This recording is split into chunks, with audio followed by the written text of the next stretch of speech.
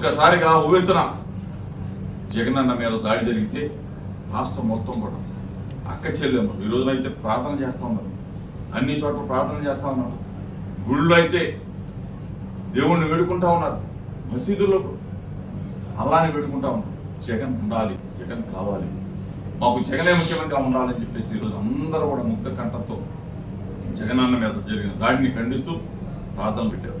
ఇవన్నీ కూడా నిండు నూరేళ్లు జగనన్న కలకాలం ఉంటాడు, దేవుడు ఆశీస్సులు ఉన్నాయి, ప్రజల దీవెనలు ఉన్నాయి.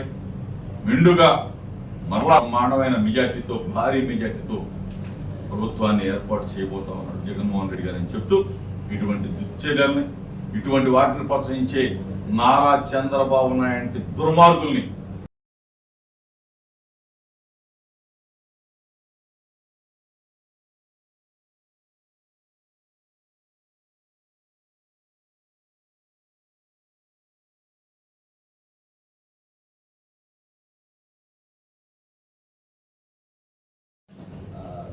కొండా ఉమాయేమో పైన కనుగోలుగా కింద కమ్మవారిని పోల్చుకుంటారు. అలాగే లోకేష్ కూడా రాయి రాయి అగ్నించాలని కూడా ప్రకటనను పోల్చుకుంటారు. దీనివల్ల మరి ఆ అయ్యాక ట్వీట్ పెట్టాడు. లోకేష్ అడుగుతా ఉన్నా, మీ అయ్యాక ట్వీట్ పెట్టాడా? దాడిని ఖండిస్తూ ట్వీట్ ఎట్లా చేశాడు? ఈ లోకేష్ అనేవాడు అలా అయ్యని అడగాలి.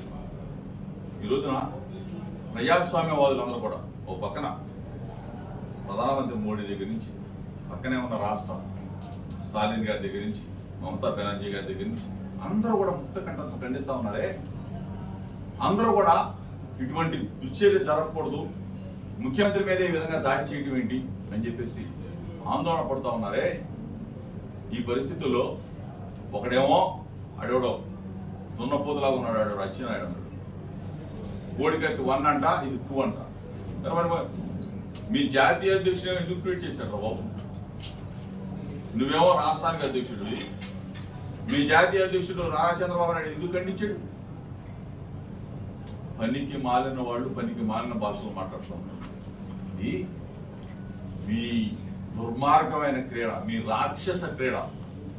జగన్మోహన్ రెడ్డి గారి పక్షాన ప్రజలు ఉన్నారు, దేవుడు ఉన్నాడు, ఎవడు ఏం చేయలేడు.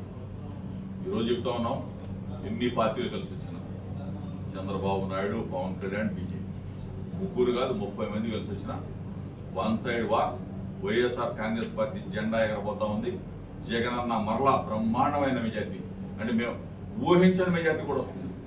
151 స్థానాలు 2019, దాన్ని బీట్ చేసుకుని 175 స్థానాల వరకు కూడా వెళ్ళబోతా ఉన్నాం. ప్రతి ఒక్కళ్ళు కూడా వైఎస్ఆర్ కాంగ్రెస్ పార్టీ చేతులు చావు దెబ్బ తినబోతా ఉన్నారు. ఆఖరికి కుప్పంలో సైతం చంద్రబాబు నాయుడు కుదేలైపోతా ఉన్నాడు, కుప్ప కూలిపోతాడు. ఇటువంటి దుర్మార్గం పనికిరాదు చంద్రబాబు నాయుడు. ప్రతిపక్ష నాయకుడు నువ్వేమడగాల?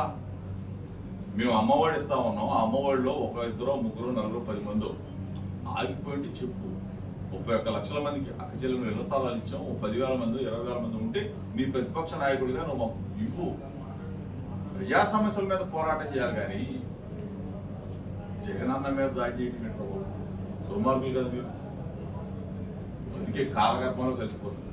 రేపు ఎన్నికల తర్వాత ఈ తెలుగుదేశం పార్టీ ఉండదు, ఈ చంద్రబాబు నాయుడు ఉండదు, ఈ జనసేన ఉండదు, ఈ పవన్ కళ్యాణ్ ఉండదు. చాప దిద్దుకొని సర్దుకొని బలాయనం చిత్తగించాల్సిందే ఆంధ్రప్రదేశ్ రాష్ట్రం నుంచి. రేపు జరిగేది ఇది, వీళ్ళు చేసే దుర్మార్గాన్ని.